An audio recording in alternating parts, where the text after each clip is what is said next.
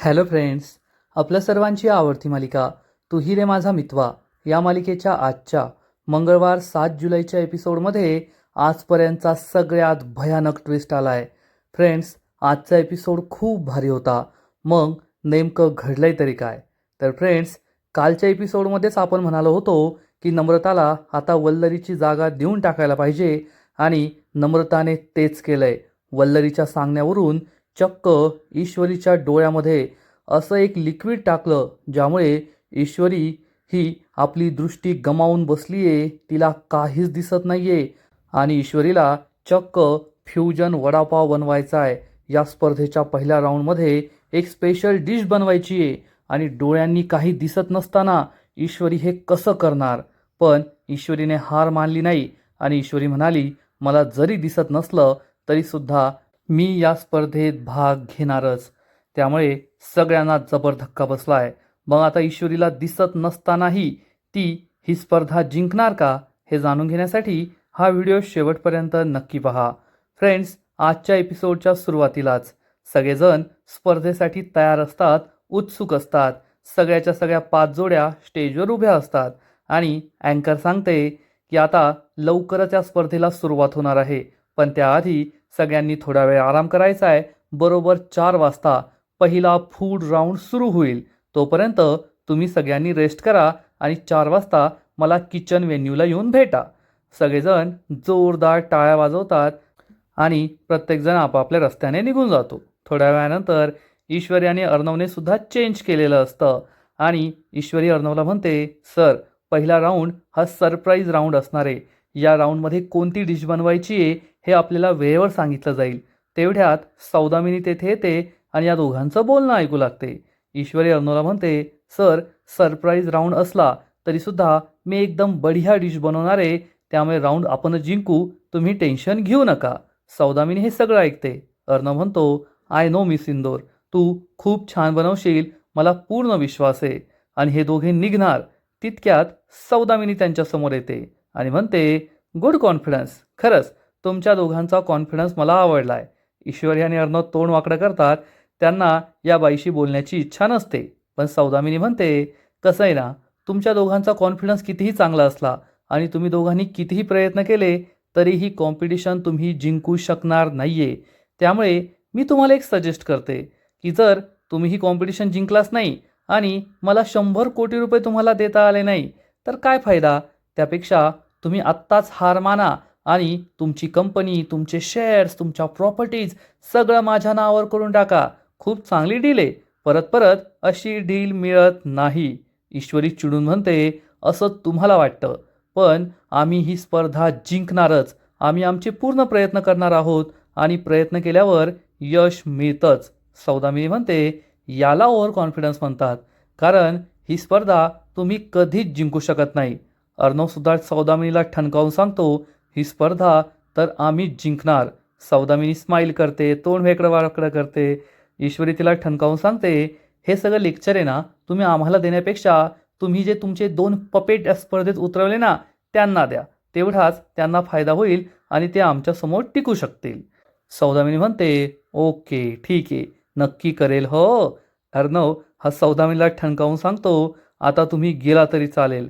सौदामिनी तेथून निघून जाते. अर्णव खूप चिडलेला असतो. ईश्वरी त्याला शांत करते, त्याचा हात हातात घेते आणि म्हणते, सर, आपणच जिंकणार आहोत, तुम्ही काळजी करू नका. अर्णव म्हणतो, तुझी साथ आणि तुझा हातात हात असेल तर या जगात मला कुणीच हरू शकत नाही. हे ऐकून ईश्वरी खूप खुश होते. अर्णव आणि ईश्वरी स्पर्धेचा विचार करू लागतात. सौदामिनी रागारागाने देवसरेच्या केबिनमध्ये येते. देवसरेला जाब विचारते, मिस्टर देवसरे, हे सगळं काय आहे? तुम्ही अर्णव आणि ईश्वरीला स्पर्धेचे पास कसे काय दिलेत? तर देवसरे म्हणतो, मॅडम, तुम्हाला सगळं माहिती आहे. त्या अर्णवने मला स्पर्धेचा नियमच दाखवला आणि मी ते पण मानलं नसतं. पण आजूबाजूला माझे सगळे सिनियर्स होते, मीडिया होते, त्यांच्यासमोर मी त्यांना पास नाही नाकारू शकलो. आणि असा विचार करायला गेलं तर अर्णवची बाजू एकदम बरोबर होती, त्यामुळे मला त्याला पास द्यावेच लागले. हे ऐकून सौदामिनी खूप चिडते आणि म्हणते, कोणाची बाजू बरोबर आणि कोणाची चुकीची हे सांगायला मी तुम्हाला पैसे नाही दिलेत, माझं काम करायला तुम्हाला पैसे दिले आहेत. तर देवसरे म्हणतो, मॅडम मी खूप मोठी रिस्क घेतली आहे आणि जर माझ्या सिनियर्सला हे कळलं ना की मी तुम्हाला फेवर करतोय तर खूप मोठे प्रॉब्लेम होतील बरं. तर सौदामिनी चिडून म्हणते, सगळे मोठे प्रॉब्लेम गेले खड्ड्यात. हा विचार आहे ना माझ्याकडून पैसे घेण्याच्या आधी करायचा होता. आता माझ्याकडून पैसे घेतलेत ना तर माझं काम करायचं आणि मी जे सांगेल तेवढंच करायचं. आता फूड राऊंड सुरू होईल तर सौदामिनी क्रिएशन आणि त्याचबरोबर आकाश पाटीलची जी कंपनी आहे आकाश टेक्स्टाईल, त्याला सगळ्यात सोप्या डिशेस द्यायच्या ज्या त्यांना सहज बनवता येतील आणि ईश्वरी आणि अर्णवला अशी डिश बनवायला सांगायची जी या स्पर्धेच्या लायकच नसेल आणि त्यांना याचा फायदा होणार नाही. देवसरे विचार करू लागतो. सौदामिनी विचारते, एवढं तरी जमेल ना? देवसरे म्हणतो, हो मॅडम जमेल, तुम्ही काळजी करू नका, मी करतो काहीतरी, असं म्हणून देवसरे तेथून निघून जातो. सौदामिनी म्हणते, ईश्वरी अर्णव तुम्ही कधीच माझ्यासमोर जिंकू शकणार नाही एवढं लक्षात ठेवा. आणि मग थोड्या वेळानंतर सगळे पार्टिसिपेंट हे रेस्ट रूममध्ये बसलेले असतात. तेथे चहा पाण्याची नाश्त्याची सुद्धा सोय असते. आकाश नम्रता एका दुसऱ्याच मुलीबरोबर बसलेले असतात, गप्पा मारत असतात. तेवढ्यात ईश्वरी आणि अर्णव हे दोघे चेंज करून येतात. आकाश हा ईश्वरी आणि अर्णवकडे पाहतो आणि लगेच त्यांना भेटायला त्यांच्या टेबलजवळ जातो. त्यामुळे नम्रताचा खूप जळफळाट होतो. आकाश या दोघांजवळ येऊन बसतो आणि विचारतो, तुम्हा दोघांना काय म्हणे डायव्हर्जन आलं होतं, चुकीच्या रस्त्याने गेला होता, हे सगळं काय होतं? अर्णव त्याला सांगतो, काय सांगू तुला आता, सगळ्यात आधी तर पोलिसांची नाकाबंदी होती, मग आम्ही वेगळ्या रस्त्याने गेलो, रस्ता चुकलो, मागे आलो, तो नाकाबंदी नव्हती, खूप काही काही गोष्टी घडल्यात. एखाद्या दिवशी निवांत सांगेल. आता आपण स्पर्धेच्या प्रिपरेशनकडे लक्ष देऊया. हे तिघे मस्त गप्पा मारताय, मला कोणी महत्त्व देत नाहीये, त्यामुळे नम्रताचा खूप जळफळाट होतो. ईश्वरी ही थोडी वेगळ्याच मूडमध्ये दिसते. आकाश विचारतो, काय झालं ईश्वरी, तुला बरं वाटत नाहीये का? तर ईश्वरी म्हणते, नाही नाही मी बरी आहे. अर्णव म्हणतो, खोटं बोलते ती, सकाळपासून तिने काहीच खाल्लेलं नाहीये, त्यामुळे तिला अशक्तपणा आलाय, तिची तब्येत ठीक नाहीये. हे ऐकून आकाशलाही टेन्शन येतं. अर्णव ईश्वरीला समजावून सांगतो, मी सिंदोर काहीतरी खा, नाहीतर तुला डिझिनेस येईन, अशक्तपणा येईल, तू स्पर्धेत कसा काय भाग घेणार? ईश्वरी म्हणते, सर माझा उपवास आहे आणि मी काही खाऊ शकत नाही. अर्णव म्हणतो, मी तुला इतर काही खायला नाही सांगत आहे, फळं खा, उपवासात फळं तर चालतात, तेवढीच तुला थोडी एनर्जी येईल. ईश्वरी म्हणते, नाही सर मला फळं वगैरे नाही आवडत, मला उपवासात काहीच खायचं नाहीये. अर्णवचा नाईलाज होतो. आकाश म्हणतो, कमीत कमी चहा तरी घे. ईश्वरी म्हणते, नाही भाऊजी. तर आकाश म्हणतो, नाही तुला चहा घ्यावाच लागेल. अर्णवला तो म्हणतो, आणि हो, आणि तू ब्लॅक कॉफी ना? अर्णव म्हणतो, हो. आकाश या दोघांसाठी चहा आणि ब्लॅक कॉफी आणायला जातो आणि ईश्वरीला चहासुद्धा घ्यायचा नसतो. ईश्वरीला एवढंसुद्धा कळत नाही की आपल्याला स्पर्धेला उभं राहायचं आहे, त्यासाठी आपल्याला काहीतरी खावं लागेल, ताकद लागेल. पण ईश्वरी काही ऐकायला तयार नसते. त्यामुळे अर्णवलाही टेन्शन येतं. नम्रता तिच्या टेबलवर बसून हे सगळं पाहत असते. नम्रताला खूप राग येतो. ती विचार करते, फक्त अर्णव ईश्वरी, अर्णव ईश्वरी, अर्णव ईश्वरी हा जाप दिवसभर सुरू असतो, माझ्या नवऱ्याचा सुद्धा. म्हणजे आम्ही येथे वेळेवर आलो तरी कोणाला आमचं काही नाही. तेथे स्पर्धेच्या ठिकाणी सुद्धा बाबा ईश्वरी आणि अर्णवचाच उदो उदो करत होते. म्हणजे त्यांनी स्पर्धा जिंकावी अशी सगळ्यांची इच्छा आहे. आमच्याकडे तर कोणी लक्षच देत नाही. म्हणजे आम्हाला तर घरात काडीचं महत्त्व नाहीये. त्यामुळे कोणत्याही परिस्थितीत मला ही स्पर्धा जिंकायची आहे.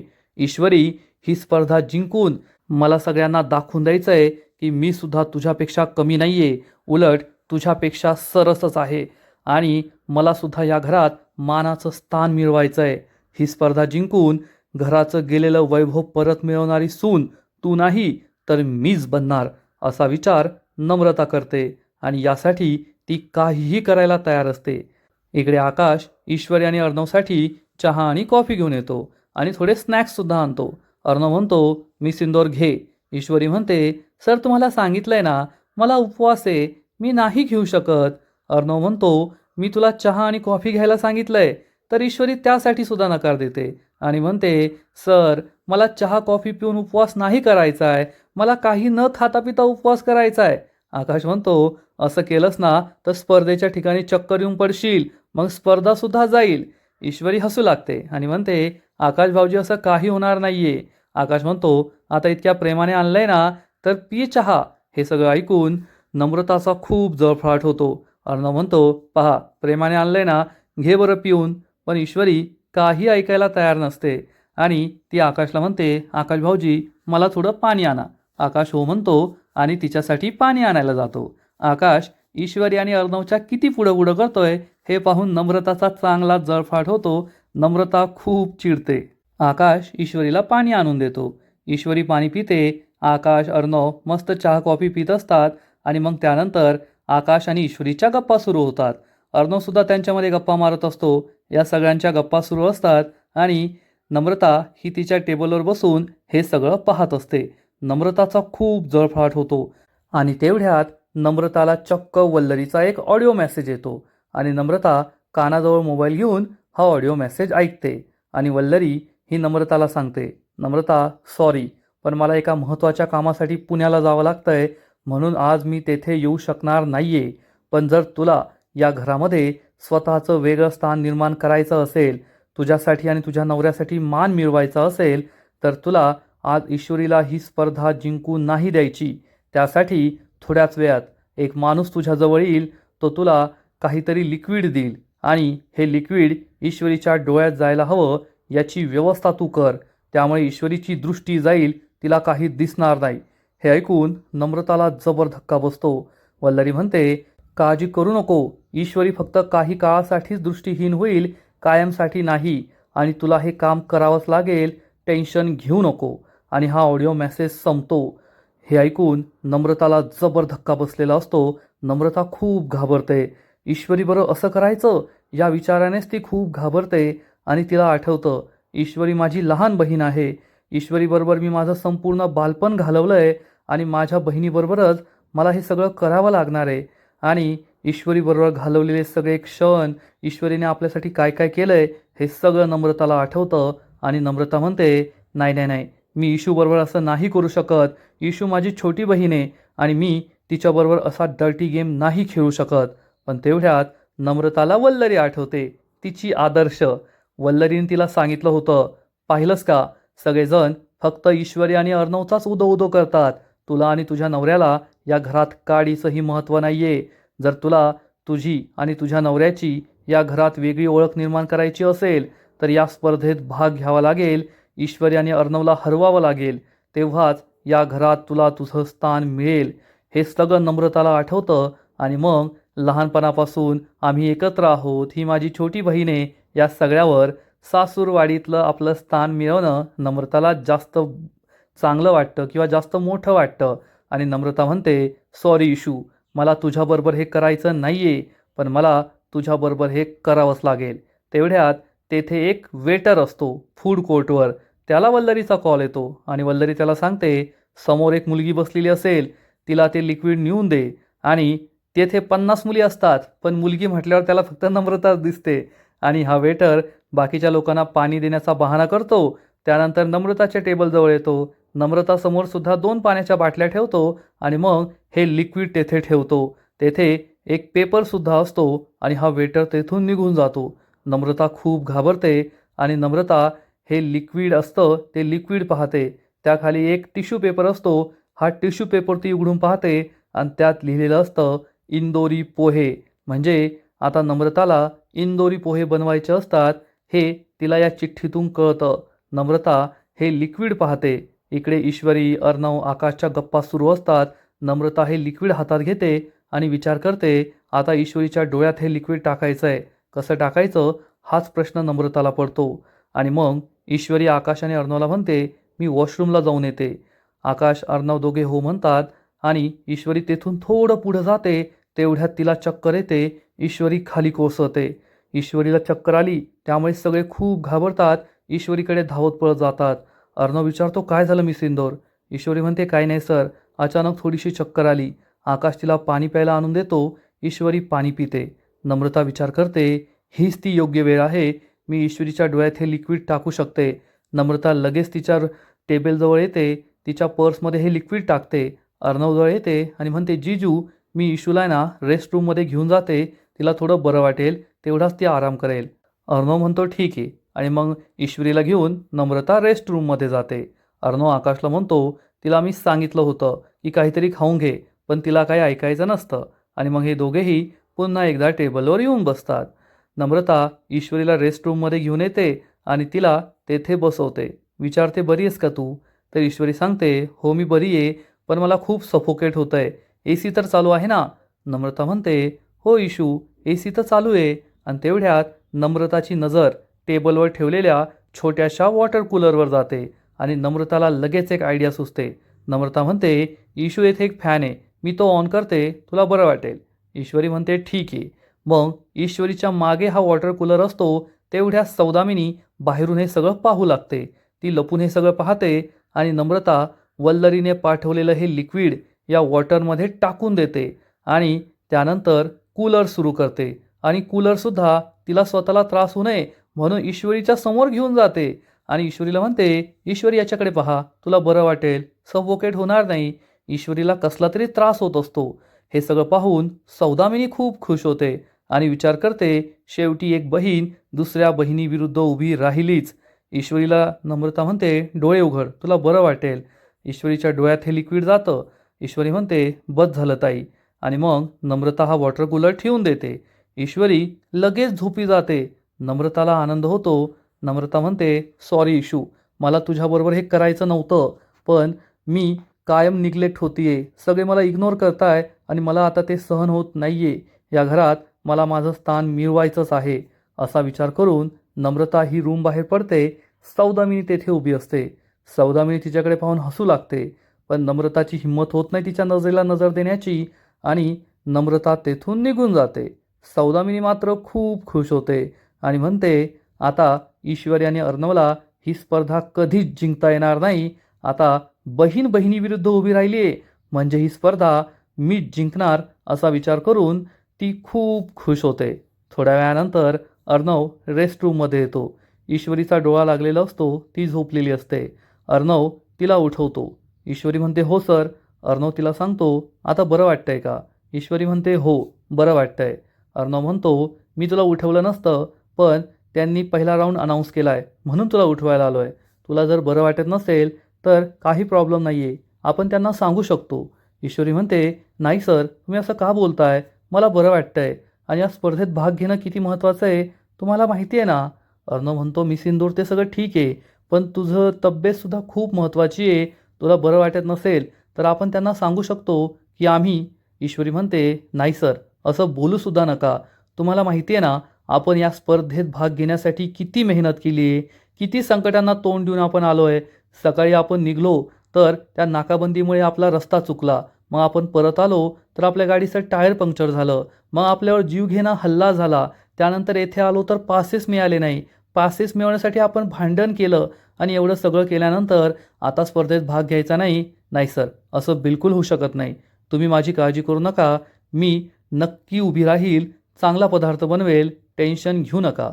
अर्णव म्हणतो, ठीक आहे मी सिंदूर, चल पहिला राऊंड सुरू होतोय.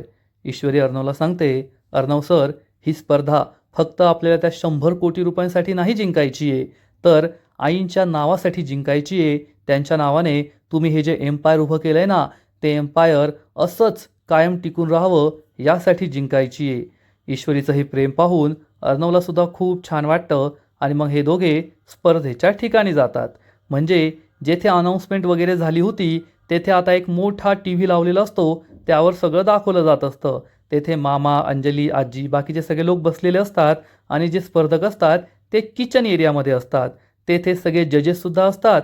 ही अँकरसुद्धा असते आणि अँकर अनाऊन्स करते की आता स्पर्धेच्या पहिल्या राऊंडला सुरुवात होणार आहे. पहिला राऊंड आहे फूड राऊंड आणि आपले 5ही कंटेस्टंट जोड्या येथे आलेल्या आहेत आणि आता मी सगळ्यांना सरप्राईज राऊंड सांगणार आहे. आता तुम्हाला तर माहिती आहे की या राऊंडमध्ये काहीतरी बनवायचं आहे, पण काय बनवायचं आहे हे तुम्ही नाही ठरवणार, तर ते आम्ही तुम्हाला सांगणार. आणि जेव्हा आम्ही तुम्हाला हा पदार्थ सांगू, हा पदार्थ सांगितल्यानंतर तुम्हाला फक्त 2 मिनिटाची वेळ मिळेल. या 2 मिनिटात तुम्हाला तुमच्या पार्टनरबरोबर डिस्कस करायचं आहे की या पदार्थाची कृती काय आहे, हा पदार्थ तुम्ही कसा बनवणार. आणि मग जो पार्टनर हा पदार्थ बनवणार नाही आहे त्या पार्टनरने जायचं आणि ज्या ज्या वस्तू हव्या आहेत त्या सगळ्या वस्तू घेऊन यायच्या. आणि यासाठी तुम्हाला फक्त 2 मिनिटांचीच वेळ मिळणार आहे. हा राऊंड सगळ्यांनाच इंटरेस्टिंग वाटतो. अंजली म्हणते, चिंटूला हे सगळं जमणार आहे का? मामा आजी सगळे खुश असतात की या राऊंडमध्ये मजा येणार आहे.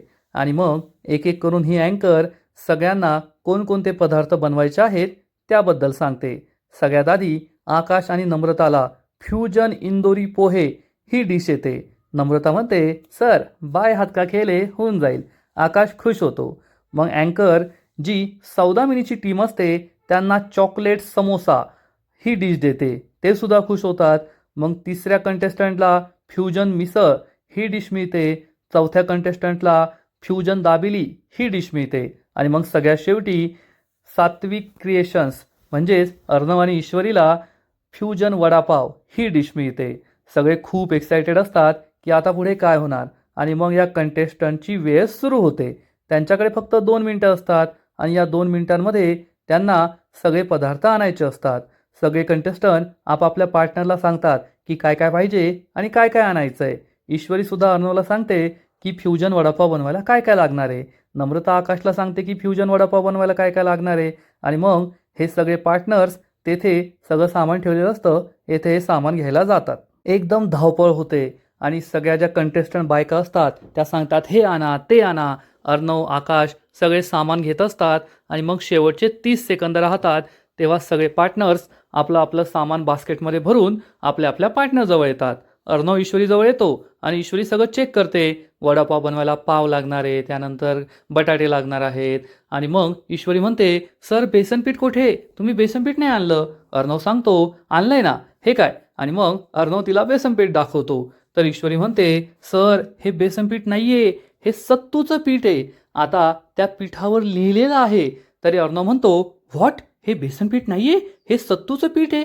आता ईश्वरी सांगते ना शेवटचे 20 सेकंद बाकी आहे. तर अर्णवने पळत पळत जाऊन बेसनपीठ घेऊन यायचं. अर्णव म्हणतो, पण बेसनपीठ असंच असतं ना. ईश्वरी म्हणते, सर यावर लिहिलंय, तुम्हाला वाचता येत नाही का? हे बेसनपीठ नाहीये, हे सत्तूचं पीठ आहे. जा लवकर घेऊन या.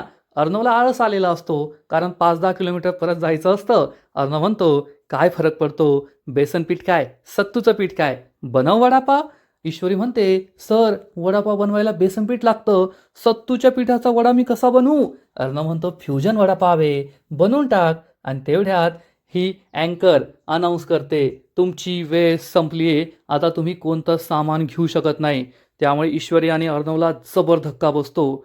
आणि ईश्वरी आणि अर्णवकडे वडापाव बनवण्यासाठी बेसनपीठ असतं तर ते फक्त सत्तूचं पीठ. आणि आजचा एपिसोड येथेच संपतो. फ्रेंड्स, तू ही रे माझा मितवा या मालिकेचा आजचा एपिसोड खरंच खूप भारी होता, इंटरेस्टिंग होता. एवढे दिवस स्पर्धा स्पर्धा स्पर्धा, पण शेवटी ती स्पर्धा सुरू झाली आहे आणि अर्णवने खूप मोठी चूक केली आहे बेसनपीठ न देऊन. पण कदाचित आता ही सिरियल आहे तर या फ्युजन वडापावमध्ये सत्तूचा वडापाव नक्कीच सगळ्यांना आवडेल असं दिसतंय. आजचा एपिसोड तर भारी होता, पण या मालिकेचा पुढील एपिसोड आणखीन भारी असणार आहे. आणखीन मोठा ट्विस्ट या मालिकेत येणार आहे. मग नेमकं घडणार तरी काय?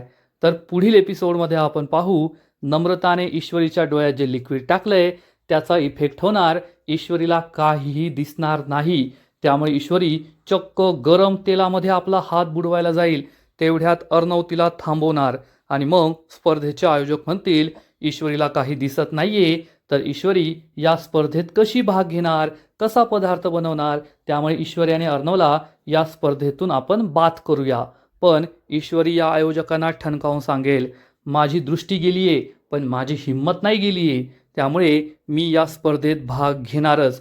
मी काही दिसत नसताना सुद्धा पदार्थ बनवून दाखवणारच. हे ऐकून सौदामिनी आणि सगळ्यांना जबर धक्काच बसेल. ईश्वरीने खूप मोठा टास्क घेतलाय. काही दिसत नसताना स्वयंपाक बनवणं हे काही सोपं नाही आहे. आणि त्यात वडापावसारखी डिश, म्हणजे एकतर त्याच्याकडे बेसनपीठ सुद्धा नाही आहे, सत्तूच्या पिठाचे वडे बनवायचे. मग वडे किती तळले गेलेत, कुठे गॅस आहे, कुठे काय आहे, हे सगळं ईश्वरीला कळणं खूप अवघड आहे. मग ईश्वरी हे चॅलेंज जिंकू शकेल का? ती या राऊंडमधून पुढे जाईल का? हे पाहणं खूप इंटरेस्टिंग असणार आहे. तर फ्रेंड्स, तुम्हाला सुद्धा तू ही रे माझा मितवा या मालिकेचा आजचा एपिसोड आवडला का? नक्कीच कमेंट करून सांगा. आणि या मालिकेचे असेच नवीन नवीन एपिसोड, नवीन नवीन अपडेट सर्वात आधी पाहण्यासाठी व्हिडिओला लाईक करा, शेअर करा, चॅनलला सबस्क्राईब करून बेल आयकॉनवर क्लिक करा. म्हणजे या मालिकेचे नवीन नवीन एपिसोड तुम्हाला सर्वात आधी पाहायला मिळतील. खूप खूप खूप धन्यवाद.